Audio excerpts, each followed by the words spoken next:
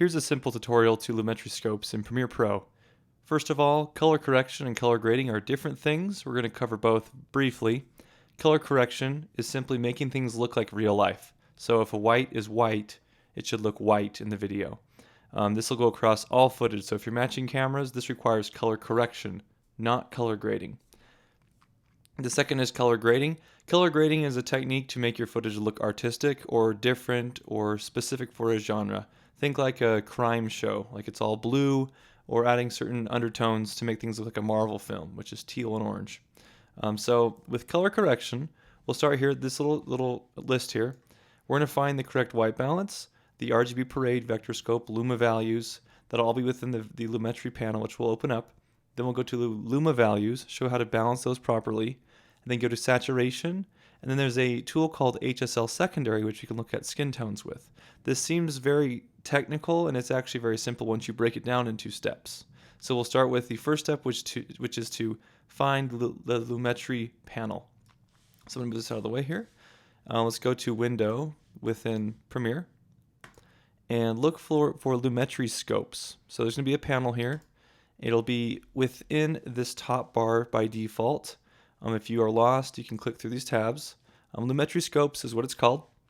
It may only show up with a singular preset, for example, the Vectorscope, or a variety of other ones like the Rgb Parade, or perhaps the histogram. These are all very technical and require lots of studying to get them perfected. But we're going to just focus on the preset here.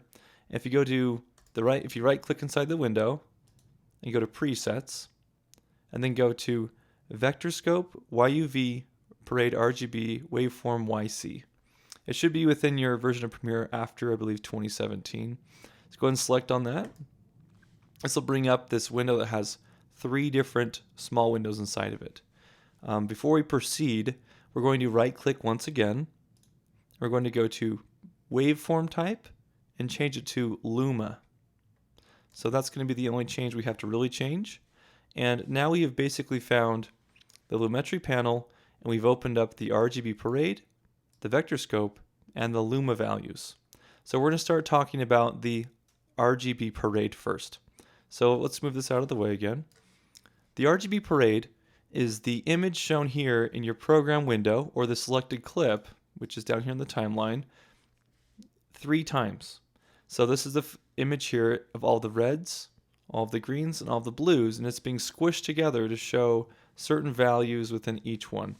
A simple way to show how this is working specifically is I can create a mask, and I can make the mask smaller. Don't worry about making a mask on your computer. But as I move it through the screen, you should see these values change in this RGB red, green, blue parade based on what I'm looking at. So if I were to go to something that is within the scene or move down the footage, you'll see that the parade changes based on what's being shown. So you can see I have the reds here, which are lower, greens are in the middle, and the blues. This goes from 0 to 100%. 0 meaning there's no color, 100 meaning it's 100% saturated. There can't be more color added. In real life, nothing is 100%, so you'll never reach that in footage unless it's a cartoon. So looking at this footage here, if we go to, for example, the face and the hat, we do see the greens spike a bit more because of the hat. And as we read this chart, you can see that we have a very blue shifted image. So red peaks at about 50, green's peaking at about 60, and blue is hitting about 70. So it looks like we have about 10 increments of 10 going up. So that's an easy way to read what's wrong with your white balance. So in order to find the correct white balance, as we're looking at here, the first thing is to balance out the Rgb Parade. So in order to do so, we're going to go to the Effects tab. If you can't find it, go here and reopen it in the Effects options here. And we're going to type in Lumetri Color. This is the easiest way to get started. There's also a Limitary Panel that they've built into Premiere. You can drag and drop it onto your footage, or you can double click if the footage is already selected. that will make it go into the effects controls, where you can see the effect has now been added. I will go ahead and just remove this mask really quick. Let me scroll down here. And here's our Lumetri color. So everything is listed out. Let's make things smaller here.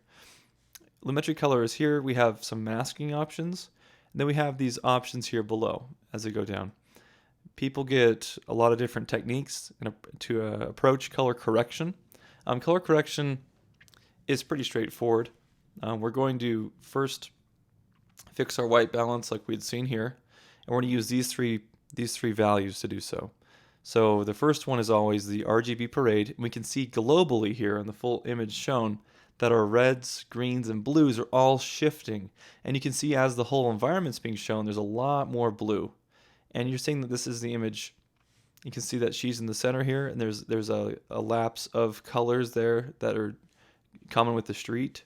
You can see the street here in these points on the Limitary panel here. And there's a variety of things that show it, and as you move through the footage, you can see the panel change as the camera moves. So you can see that it's reading out in real time what we need to fix, what we need to change. And right off the bat, I know my white balance is not balanced because it's too blue and it's too green and there's not enough red. So within basic correction, you can twirl this down. And as you come down into the basic correction, the first thing you can change are these called input LUTs. Don't use LUTs on color correction. Color correction is clip by clip. It's not meant to be a global change unless you had a controlled studio environment with all the same cameras, all shooting in a certain color profile. So LUTs are not what you want to use. Below that, we have white balance. Do not trust the white balance selector unless you have a color card.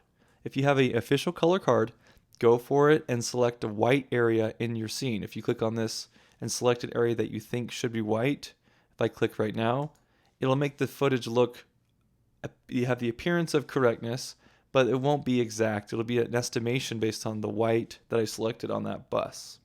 It does look closer and better. This is sometimes a good place to start to get a gauge of what you're working with, but you can see the values are not quite balanced.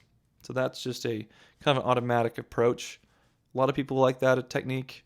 I don't tend to go towards that because it does not give you an accurate read.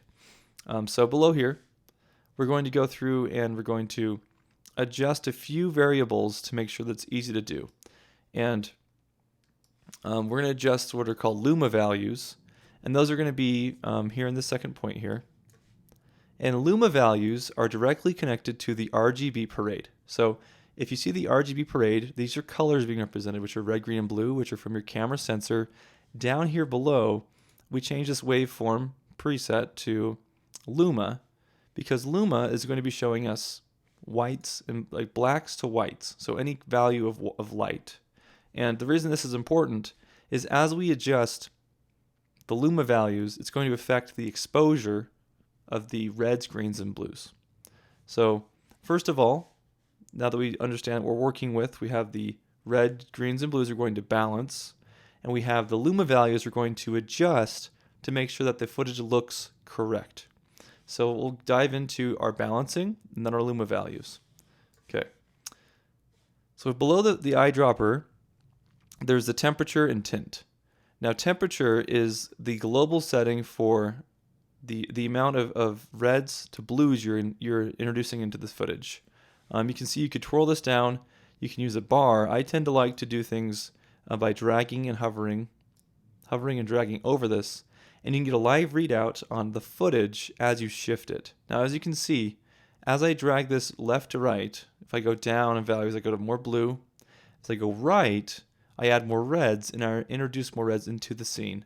And you can see them going back and forth, and I can see what's occurring here on the monitor. One thing to note is your monitor is most likely not color accurate. These values are 100% correct based on what it's showing you. Your monitor is showing you an interpretation through the software and hardware that's available on your current screen. And there are screens that cost thousands of dollars. Apple's released one that has a stand that's $1,000, and they have very accurate colors, and you pay for it. But if you want to read these scopes, this way you can get similar colors and experience with without the huge budget. So first of all, we're going to go look at our values here and find a happy medium between the reds, greens, and blues here across the street. You can see them here. And we're going to kind of keep playing with this dial until we get them balanced. So as I'm watching this, I'm not looking at the image, I'm watching the values here. I want it to fall, looks like we have a collection of points here from 40 to 60. And that's pretty standard across all of these. As I look here, it looks like our reds are very strong, our blues are very strong, our greens are falling a little bit. So that is where Tint comes in. Tint plays with the green channels and moves the other channels up and down. So it's kind of like a slider that goes on the sides in the middle. So as I move Tint, you can see it move them back and forth. See how it goes up and down? So Tint will give us the ability to balance the greens and the reds even more than what they were before. So as I'm moving back and forth here and I tweak these ever so slightly, and I add 1 to 2 value points per adjustment, you should start to see this becoming more and more level. Now, no image that has color in the scene in any camera is going to have a perfectly level flat profile unless you're shooting in a flat color profile. I believe this was on a GH4 shooting in the natural setting, and I think it's a Rec 709 color space. So things that you shouldn't have to worry about too much. But you can see here my temperature I set to 75 and my tint is -6. So I'm going to go ahead and duplicate this footage really quick by holding Option, selecting it and moving it. And I'm going to look at this really quick and see what happens when I do the eyedropper technique. So I'm going to go ahead and I'm going to reset the Lumetri color here by clicking the reset effect. I'm going to eyedrop what I think should be white, and I'm going to look at our values. Excuse me. So in this automated clip that I've made here on the right to show a comparison, it looks like it's 67.3 and -10.1. We're getting a very balanced looking image. I mean, I'd say this is more than acceptable, but we do know that it's not perfectly balanced based on our Rgb Parade and the adjustments we've done. So if I go over here to the other clip, it almost looks the same, but if we look at our values, we're getting 67.3 and -10.1. And it looks like we're introducing a little bit more red, and that's due to the nature of the camera's sensor. And that's something that you'll have to learn as you use your camera. Make sure you're following what looks good on your camera and also what looks good on your final output to what your device you're sending it to. So on this screen, I have to trust that it looks good enough based on how I've calibrated it, and it will look different on every screen. So as I move back and forth through this footage, I'll go ahead and cut close to here so you can kind of see a similar scene here. You can see that the values are almost the same, but this one does look a little bit too blue still. So if you look here, you can really see, make it full screen here, you can really see that the colors are starting to look natural. They're looking more normal, like things that you'd see in real life, versus this, which does look a little bit more blue. You can see that there's a little bit of a haziness to the scene. So once again, this does look balanced. You're seeing colors you'd see normally anywhere, any day, and then this scene looks a little more bluish, and that's that automated adjustment. So I tend to avoid that setting. Apparently Alexa wants to get on the video. The other thing to do that's nice to show kind of what's happening is you can turn the effect on and off globally, and you can see what's occurring with your adjustments. So as it's off, you can see this very far shift to blue looks very, very, very like cold and looks like it's in the morning. If I turn on the effect, it looks like the regular time of day it would have been shot in. So you're seeing that that's shifting a lot of the colors, and they're all present still. I'm not losing any, and they're all within these scopes. So now that we've gotten that balanced in the Rgb Parade, the Luma Values is what we're going to be using next to ensure that the exposures are correct. And that's going to be going through these 5 steps, which is exposure, whites, highlights, shadows, and then blacks. So once again, without what we've currently done, which is just 2 adjustments so far, which has just been temperature and tint. So we've done nothing but temperature and tint to now, and that's given us a very acceptable image to work with. You never want to start adjusting values of things until you've gotten colors balanced first, because they will shift a lot as you adjust Luma values, which is whites and blacks. So we don't want to give us lots of weird colors at the very end to have to fix and move backwards. Another fun thing to do with the footage, if you want to turn on a mask, you can click the mask option. It'll create one. You can kind of see a little window through what you've done and see how different it looks. So you can see that as I move this around, you can kind of see how the bus goes from this, well, it looks like it should be the white color, to a color that would reflect off of the street and off of the building, which was a creamish, like beige color, not actually the white. So you're seeing that these colors are very, very accurate relative to the initial image we had. So I'm going to delete that mask. And the next thing we're going to do, sorry, I keep bringing this back in so we can stay on track here, is Luma Values. Okay, so within this, down below, we have what's called tone. So we've gone through basic correction, which is 2 settings you need to worry about, temperature and tint. Within tone, we have exposure, contrast, highlights, shadows, whites, and blacks. They're not in order of importance or operation. They're based on Luma values and how they change. The first one that you change to get a global adjustment to get things started is the exposure. This is usually what you set in camera. This is basically giving you a shift in this chart here to see how to get it to a more balanced state. As you can see, we have a 0, we have 100, and then we have values above and below, and this is helpful to see if your colors are clipping. And clipping colors or losing, like overexposing or underexposing, is something you really want to avoid when you're color correcting footage, especially if you're being paid to do it. You don't want to lose data, because all this is data that you could keep. So let's go ahead and do exposure, whites, and highlights first. Okay, so within tone here, exposure, I tend to only increase exposure by 0.1 to 0.5% at a time. Reason being is I try to move this big packed groupings of pixels, which is represented here, of this image, up slowly to see until I get to a healthy point in the middle. And the middle is 50. So I'm going to start shooting for everything to appear towards that 50 range. Right now it's definitely dark for what I'm trying to do. So I'm going to go ahead and go to exposure, 0.2. I'm going to change it again, 0.5. I'm going to go 0.6. I'm going to go 0.7. And I like where 0.7 is going. Looks like we've reached the 50 to 60. We have a lot of leg room still and a lot of overhead to work with. So our exposure is giving us space to start moving these pixels up into that value up towards to 100. So now, without that adjustment, if we go back to 0 to 0.7, you're seeing a very subtle change, but it's giving you enough information to start working with the values in between. Otherwise, you'd be stretching the footage much further and giving you a lot more contrast and giving that really ugly video look. That's really harsh. So now that we have that at a healthy point, we're going to be going to the whites and the highlights. So we've done exposure. Now we're doing whites and highlights. Okay? So the whites, it's interesting how the whites and the highlights play off each other.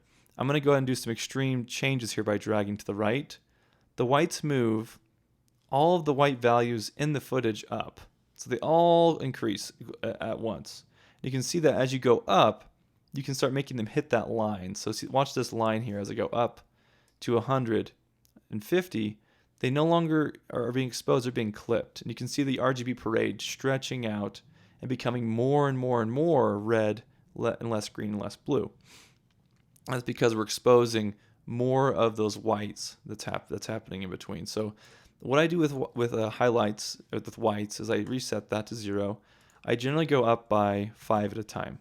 So 5, let's go to 10, 15, 20, 25. And generally, when you think about highlights, think about the range of 70 to 90. That's kind of where those highlights should sit. If you break this into thirds, from 0 to 100, that's how you kind of think about these different values. So they kind of occupy 1/3 of this graph each.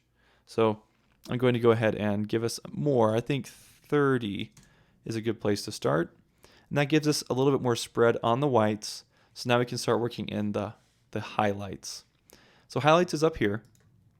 And this moves the pixels a little bit further without changing their RGB values as much. So if we go to highlights, and I am simplifying this quite a bit to make this easy. I do this by usually 5 at a time as well. So go 5, and you can see as I'm moving up, I'll do an extreme one here. It brings them up together but doesn't stretch them out. So that's helpful if you're getting to a point where you're liking the color correction direction you're going.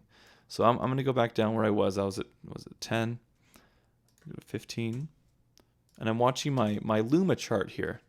I'm making sure this is staying on point. 25. Let's go to 30. Okay. So it looks like we have pretty good coverage here. We have some areas in the footage that are starting to approach that 100. And in the 70 range, we have to remember, this is the road. The road shouldn't be 100% white. If we look at our footage here, it should be gray. It should be a mid tone. If you look at all the different values in this image, you have whites on this clock. You have grays, which are middle of the road. Then you have this black handbag, which is dark. So now that we've gotten this spread out with the 3 first steps, which is exposure, whites, and highlights, the next thing we're going to work on is shadows and blacks. And this is pretty straightforward. Shadows and blacks, shadows is here, blacks is here. And with shadows, I tend to go up or down depending on what is wrong with the footage. Right now, it looks like it's all still pretty centralized here. We're not quite getting a lot of overhead in the mid-tones below the street here. And it looks like we have some good black values, but we're missing a lot of, looks like, the mid-tones throughout this area. So shadows can come up in this case, and we're looking at a lot of information below. So I'm going to bring it up by 5 to 10 at a time. Let's do 10, 15. And you're seeing all these mid sections, which is shadows, is all that mid section, move up. Let me go 20, 25, 30. And I'm just watching this subtly move. 40. You never want to do really intense, large adjustments at once because you can lose a lot of good color information and information in general. Now I've gotten this moved up to 50, and I look at my chart here. I'm seeing a lot of good coverage in the center, but our blacks are really lacking. It's going to be a washed out image if you just look at the Luma values. So see this 20 to 40 here, very sparse. So you can see that we moved a lot of good values up in the background, but the foreground, remember, this is one plane of color correction we're doing currently. We're not doing multiples. I'm going to bring down and compromise a little bit of those midtones to keep this foreground a little punchier and better. So I'm going to bring these shadows back down, I would say, by 5 to 10 at a time. So let's do 45, 40, let's do 35, 30. There we go. We're filling in that gap a little more. We've got more coverage in here, and we're watching those segments of the image. And since this footage isn't a city, we can kind of assume what things should look like to the naked eye. This is not just a science. You have to be a little bit artistic about how you make your choices. But as you can see, our initial Rgb Parade gave us a lot of options to fix these colors initially, but you can now see we're starting to get a shift. And that's because we're exaggerating and showing more of the data. The Luma Values and Vectorscope, we're going to be talking about the Vectorscope in just a moment here, explaining what it's doing. But the Luma Values are giving us a lot of information about this image and how it's interacting with the data we have within it, the pixels.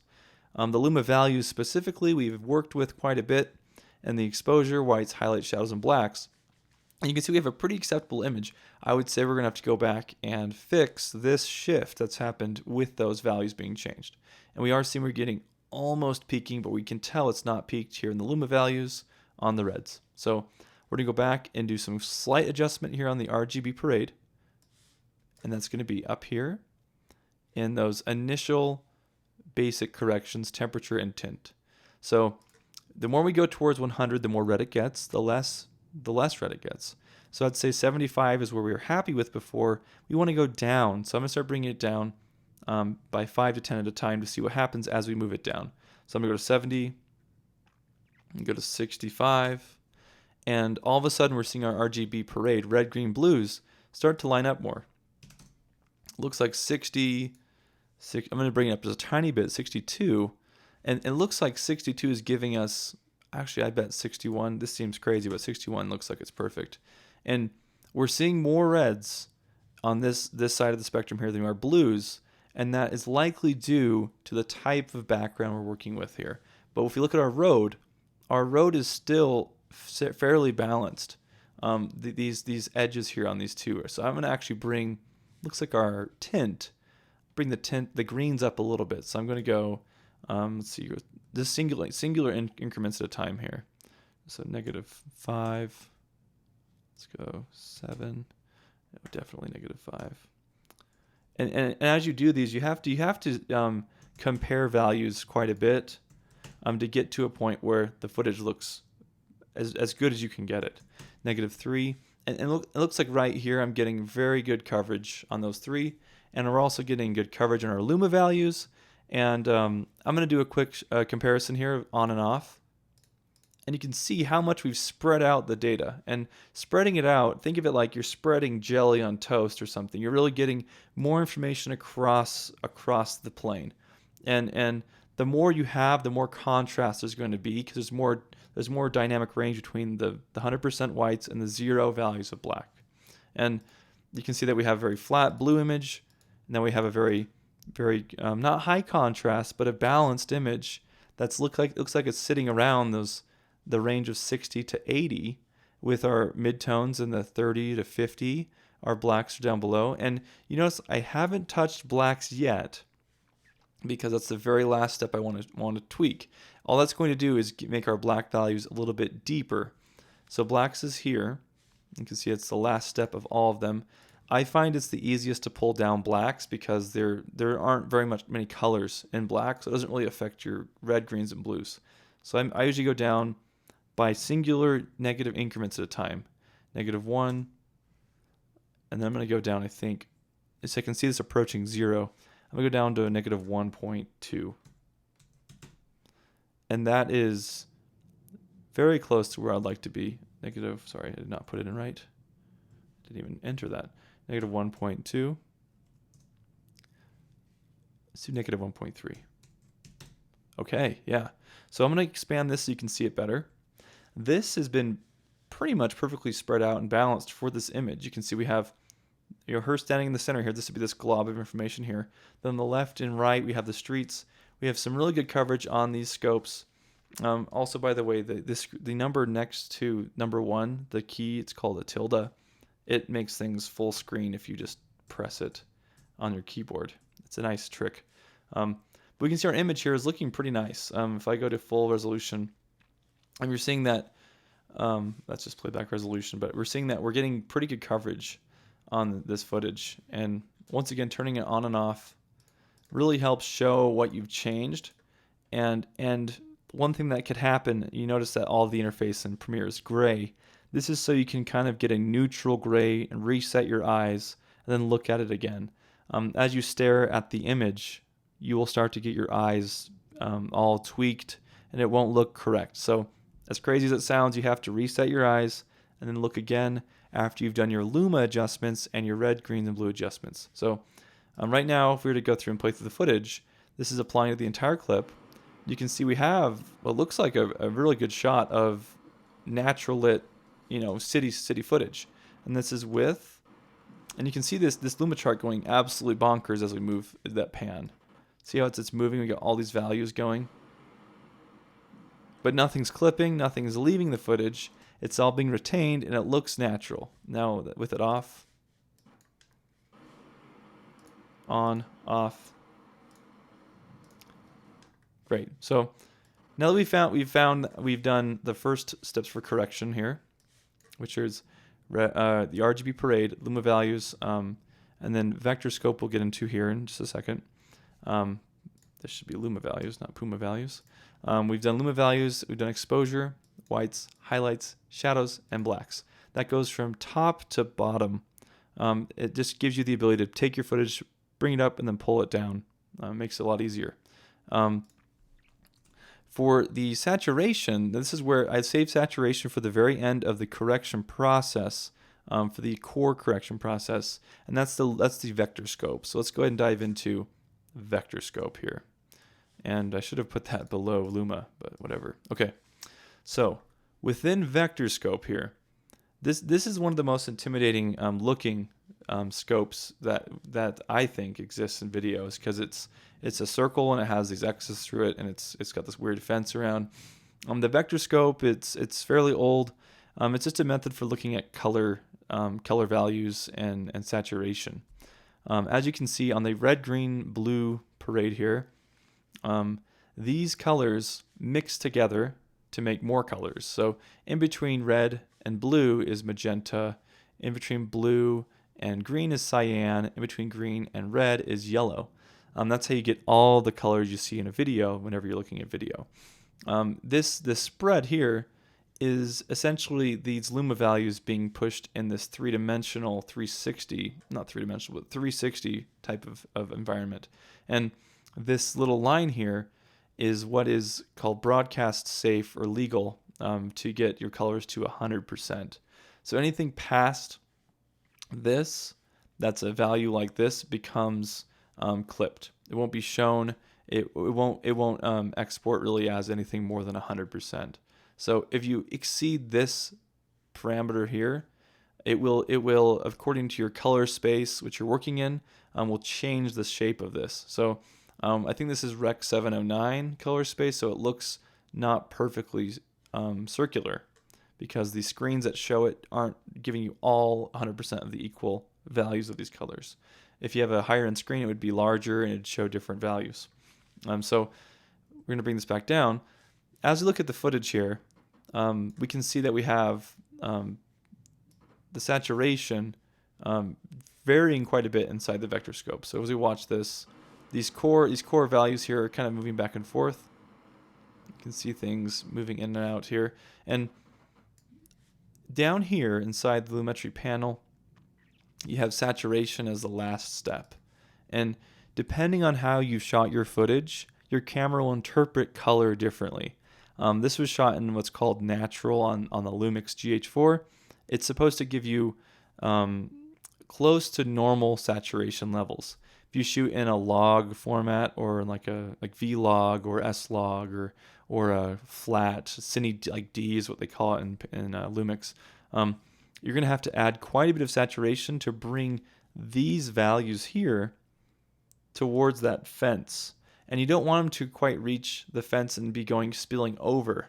I'd say we're almost, in a lot of areas, going too far after we've adjusted our Luma values. So I would say we can bring this down by 5 or 10 at a time. So if we bring this to 90, you can see that this is starting to look less cartoony and more film-like. And that's not because I'm making it flatter. It's because I'm bringing it down to what looks like real life, or what looks like reality. So if I bring it to 80, you can start seeing it's getting kind of a washed out, filtered look.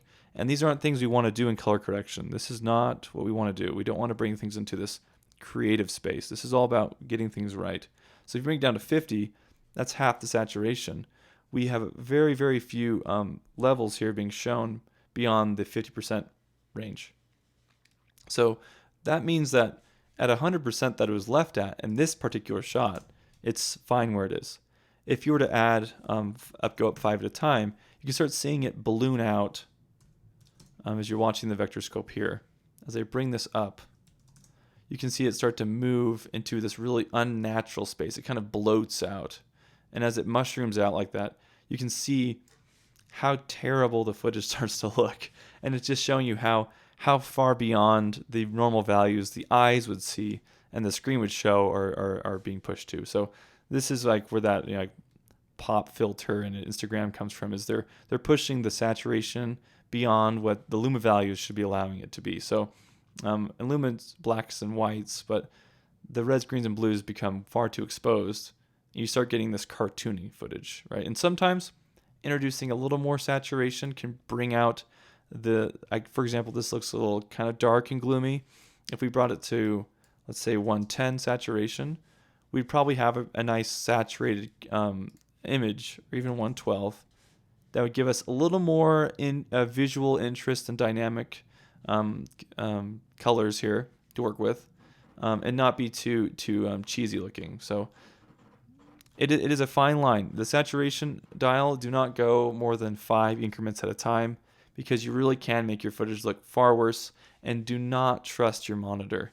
This is going to tell you the truth. If I trust my monitor here and look at this, I feel like it looks good here, but it looks like it's a little too far here. I can take the chance. I can try exporting and seeing how it looks. If I'm clipping a few reds, which maybe the bikes looks like, and a couple other things back here, the lights, those don't have much information there anyways, so I would leave it. You can see where it's clipping on the reds and the greens here, which is right here. So use caution with the saturation, because it does get out of control super fast. And more saturation doesn't mean better footage, and less doesn't mean more artsy. We're going for correct footage, color correction. Okay, so the last thing we're going over here is called HSL Secondary. This is a more advanced approach to color correction.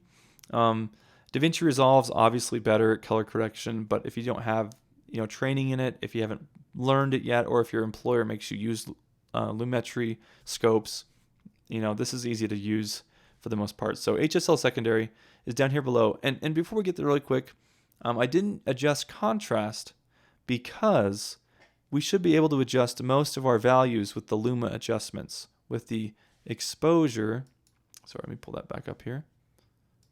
With these exposures we did, so with the exposure, whites, highlights, shadows, and blacks, that naturally pulls your footage out into a healthy spread. If you do saturation first, which is the lazy way of doing it, you would get a very different look. And I'm going to go ahead and duplicate this really quick just to show you what happens when you do the automated approach. So I'm going to reset this back to what we had before. I'm going to do the lazy, select something that's kind of white, and then I'm going to just take my contrast, my exposure. I'm just going to go up by 0.5 at a time. Oh, I'm getting pretty close. This is normally what happens in color correction. You get to a point where you feel good about it. I'll go down to 1.1 again right there. And I need to make this spread out quite a bit, because I don't have enough data. So you start adding 5 on this, 10, and you get up to 20 and 30. You look at 30. You're starting to see that I've got all this nice crispy saturation. And this is where people start selling like LUTs that look really like gritty, and they don't look good. This is not color correction. This is not the way to get your footage to look correct. And as you keep going up, 1.1, I've got it. These start becoming irrelevant. You start looking at these other values and you go, why do I have to shift this? What is this doing? I don't know. And as you start going like this and just kind of going up and down and watching the image and not watching your scopes, you get a really different looking, and this is not correct. So you get a very different looking shot here that looks vastly different, way more video-y looking and less natural than the actual correct image. And if you were giving this to somebody to do post work with, they would not be happy with this. If you gave somebody this footage to work with, to do more post production with, they would have to go in and squish it back down and fix it so it's not so punchy. And the difference here is pretty stark as you start looking at the ways blacks are being interpreted, and naturally the eye is drawn to higher contrast, but we're not going for what's called color grading. We're going for color correction, and that's the key difference here. Is you're seeing the bust being a proper exposure. You're not seeing things being clipped that shouldn't be clipped. And if you're not doing colorist work, don't try doing it in your correction. So make sure this is correct. Don't do this. Just try to stay away from getting into looks and feels, and focus on the scopes and the Vectorscope and the Luma values. Stay inside the lane. Stay in the box, and that'll make your post-production process easier. So now we have that figured out. I'm going to go ahead and bring this down to where we have some skin tones. So this isn't always a step for color correction, but usually, more often than not, you're shooting people or images of people, and that requires skin to be at the right value. And it's hard to know when skin is at the right value or not. So I'm going to bring this back so you can kind of see where it is. So within the Lumetri color panel, I'm going to come down and open up HSL Secondary.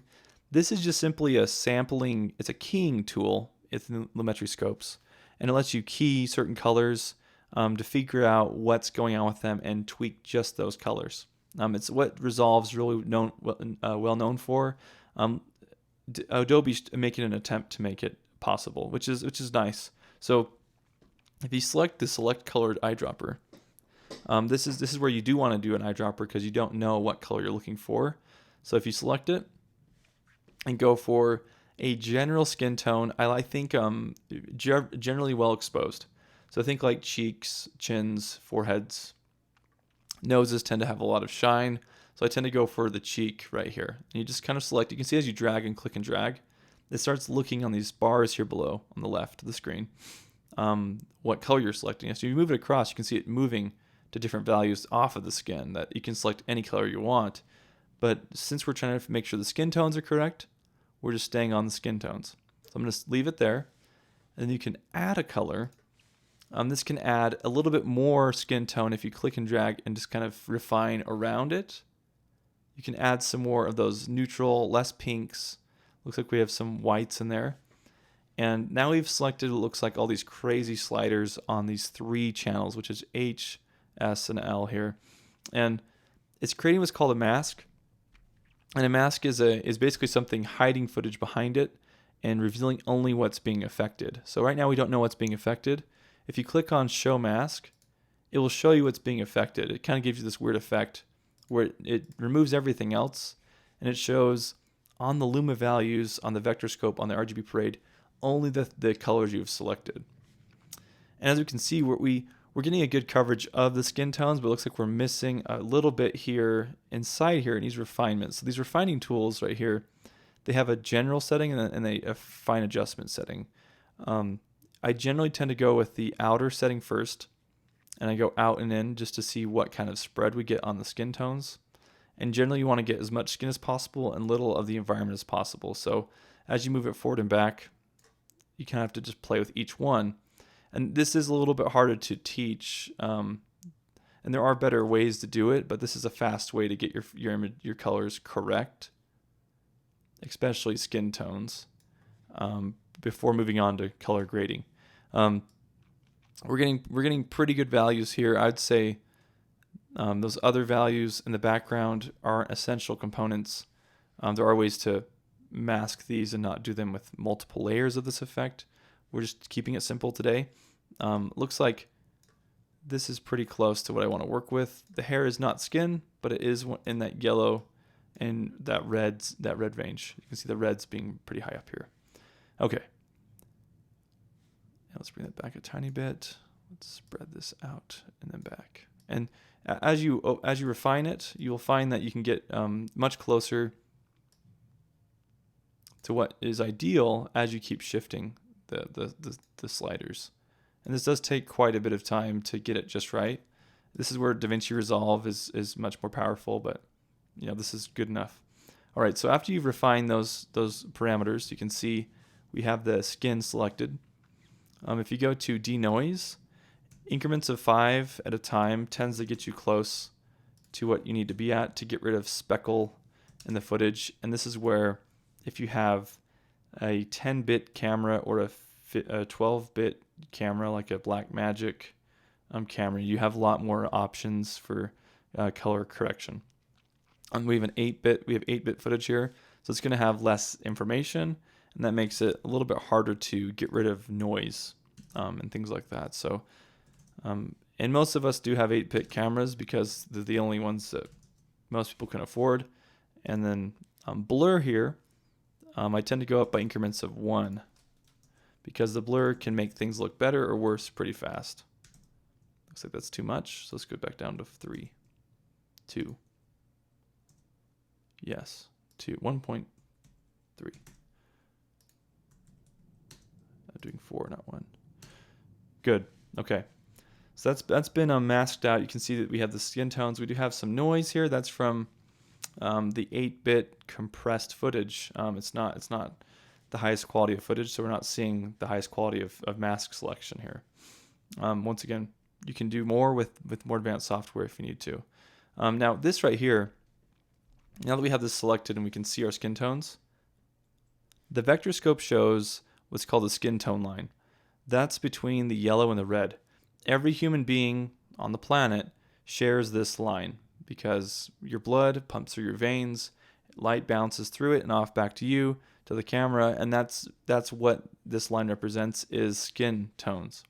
There are going to be various amounts of different types of skin, but they're all going to be approaching this line, and usually they stay more towards the line than away from it. So I'd say, as we look at this right now, we know for a fact that the values and the red, greens, and blues are shifted very far to the red. And these shouldn't be balanced, they should be cascading down, which means we need less red and less blue, and we'd have it be kind of like a stair set coming down. So I'd like to see this come down, and that come down. And our Luma values looks like is the overall exposure of the face. Within that 60 range, 50 to 70 is a safe place to keep it. You can see that we have 50 to 70 here, and that's where the face currently is. So it's exposed in a very, very healthy position. If you moved it up, it would start looking too bright. So let's go back to our view here. As we scroll down past these, we have these correction dials or wheels. This represents the Vectorscope in a tangible sense. So you can see this here, and I can move this dot from the center. It'll move these values. So as I move this, you can see the values change in real time as I move the dot around. So you can see I can move it like around in a circle on the Vectorscope because I'm following the same exact parameters that are above. It's a mirror image of sorts. So if I want to bring this closer as a global adjustment towards the skin tone, I can just bring it over towards the line. And that's introducing more greens and looks like less reds. And then more blues as I come down.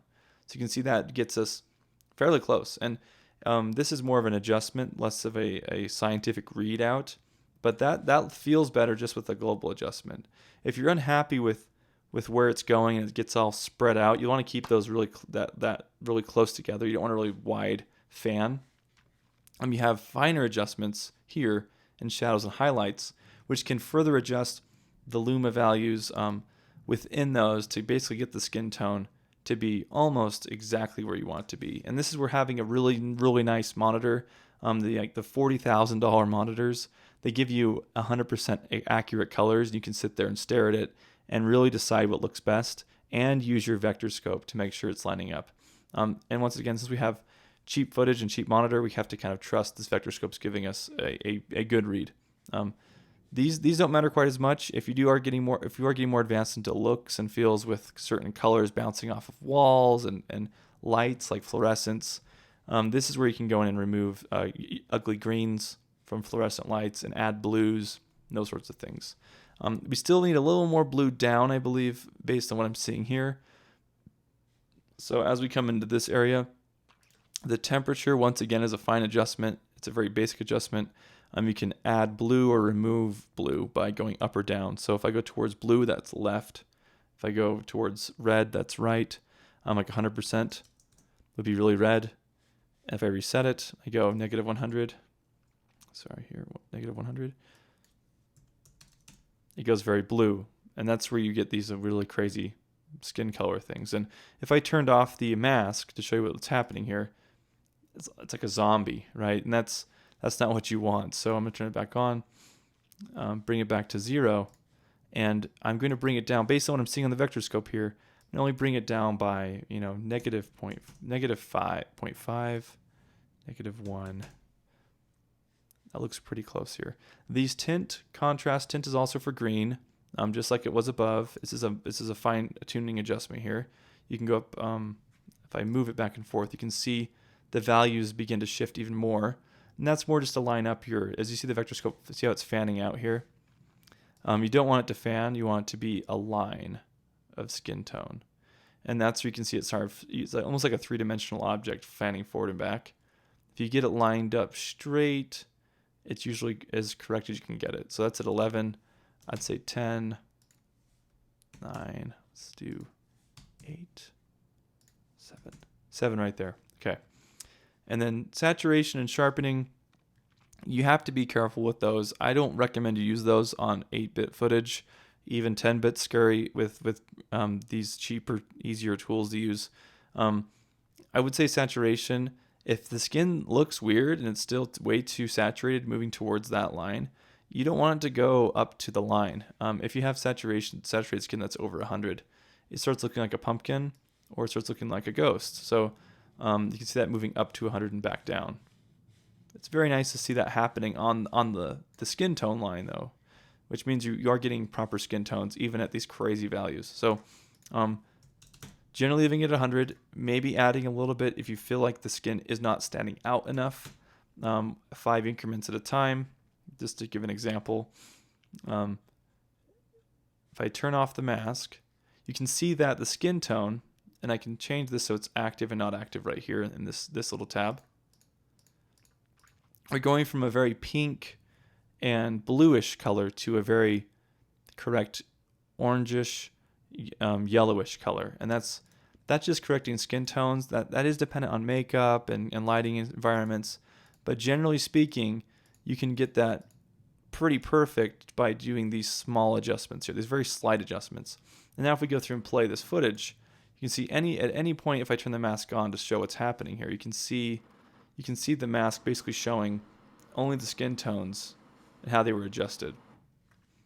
And it's really, really handy to have, especially if you have footage shot indoors with fluorescent lights, because then you can fix most of the skin tones and the white balance with this tool. So if we start from the beginning here, we play through the footage, we're getting very, very good values we're watching it in real time here. Now this looks, I think, as good as it can get with this camera and these tools we've tweaked here. So if I go ahead and just drop this in, this mask, and give us a good split, so we can kind of see like and this is just more of a demonstration here. And I know this is a long video, but it's kind of helpful to kind of follow along and not be rushed through, rushed through the steps.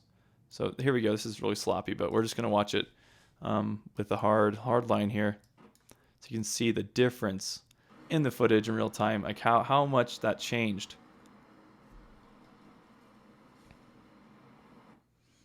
As we come back here, I can even use this as an example here on the skin tones right here and the environment.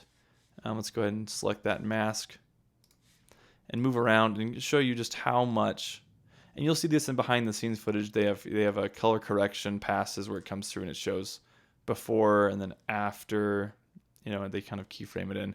But this is giving us, you can see the Luma Scopes, how much it moves out and spreads out that footage. It just makes it nice and rich. Gives you those colors that you think. You always ask, how are people getting these colors out of their cameras? Well, it's all usually in the data as long as it's exposed properly. That's a whole different type of video, but it's nice to have these colors at the right value so it looks like real life. And that can completely change how good something looks just by perceiving how good it was corrected. And your camera is only a tool, and so is Premiere or any color correction software, but doing these things will give you way better results than buying a brand new camera and a brand new lens, which do contribute to the footage and make it look better. But this is really where you separate yourself from amateur, hobbyists to professional working professionals in the industry. And I'm not saying this is an industry standard, but this is definitely a start to get you into the right direction. So you can see that we have the before and the after here, really giving you a nice split and how much that can change. And this footage is not the best footage, and that's what I'm intending, is basically showing you that this is noisy. It's 6K, it's just 4K, but it is giving you these really nice. If you look at the bus right here, there's so much change happening, even in the building. It's really reassuring to see that it's correct. And then using our scopes to see that it is indeed correct is also helpful to verify things look right. So if I turn this off here, we have that correct. Okay, there we go. And that is color corrected footage. So Generally, when I finish color correcting, I'll rename the effect like shot A or whatever it is you've done. If you have more scenes that were shot with the camera in this environment in this color, and you didn't change the settings on the camera, you could copy and paste this.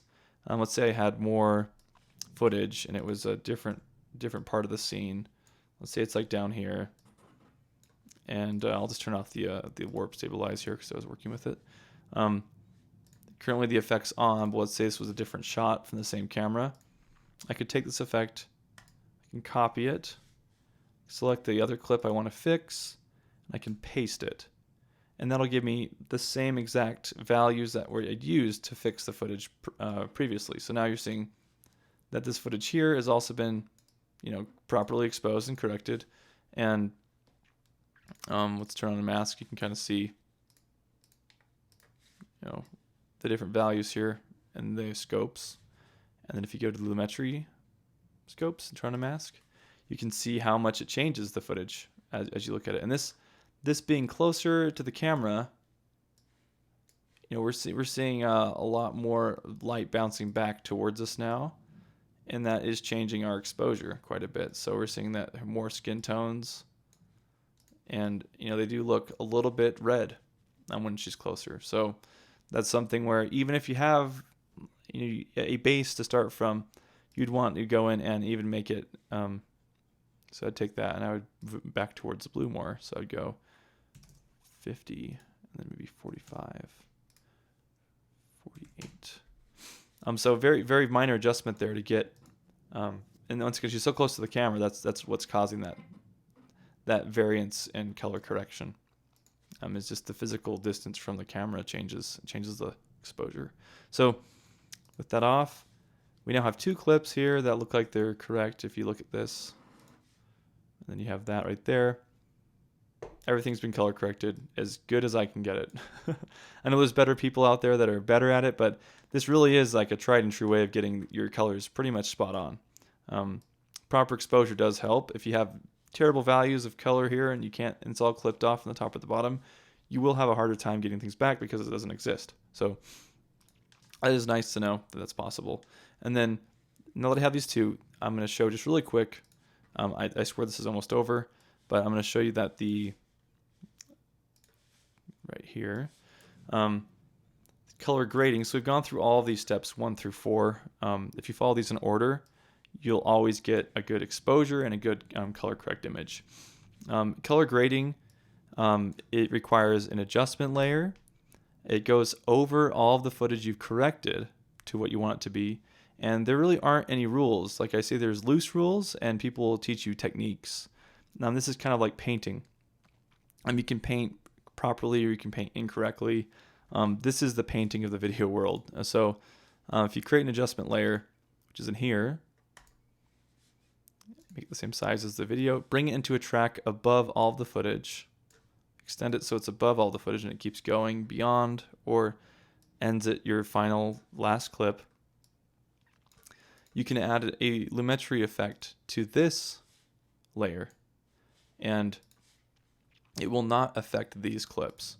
This acts as, think of it like putting like red or green or any color of plastic, like a clear plastic wrap, over a sheet of paper. The sheet of paper is white. You're putting something over the paper, and it's making it a different color, but that's not its true color. So the color corrected image is always right, and the color grading is always wrong on purpose. So if you go into here and do the effects controls, we've added the effect here, Lumetri color. This is where you can go into things like creative, and you can do faded looks. You can do all these different, you can basically go in here and just try to break the footage. You can sharpen it. You can add a faded feel. You can make it more contrasty. A lot of people like to make things look like it's from the 90s or something, or whatever's going on, whatever's popular at the time. And this is looking more like an Instagram filter now the more I push it. You have lots of tools in here that can be used within your color correction process, but it can be used in color grading too, to give you just these really interesting different looks that people sell and call LUTs. So like, oh, buy my LUT pack. They're basically just making something kind of like this that goes in something like this. And then, oh, I want to make sure that the reds don't show up at all. Or no, so let's say the greens. I'm just basically showing you that you can tweak so many things in here. And you can really pull really, really interesting shots where you only have like one color showing. I would stray away from this if you're learning. I would just stick to only color correction, because this is basically like photoshopping your footage. It's really destructive if you're going to export this and make this your final correction. And let's make it warmer. And you can see how much you can do. You can push highlights a certain color and shadows a different direction. And this has been so vastly changed and just randomness to it. You can see how different that looks with the filter. You can see the grade, the color grading is now bluish, warmish bluish color, and you can see how far the Vectorscope has twisted and turned to get there, and how it's added a slight saturation but like proper exposure. So now if you look at this, it looks like some Instagram filtered video, like some dream sequence of some kind with lots of greens. So definitely not what I ever go for. I like to get things correct, and then just do very slight color grading adjustments if it's a creative or narrative film. More often than not, I'm trying to get footage to a proper adjustment, and then maybe adding a little bit of flare in post, and that can all be dialed back with the overall saturation and stuff can be vastly less. But that's just to give an example of color grading. And obviously, I'm not an expert at color grading. I tend to focus on correct, balanced images. So thanks for checking it out. It's supposed to be helpful. I know people are learning this all the time, and it's hard if you're not being explained what's going on. But make sure you just follow these steps in this order. I'll put Vectorscope below Luma because it really is after that happens. So if you follow these in this order, you will get to a very balanced image like we see here on the right that was shot incorrectly and it's been fixed. And that's the intent with color correction. Color grading, you can have fun with that, but figure this out first and then figure out how to break it without breaking it.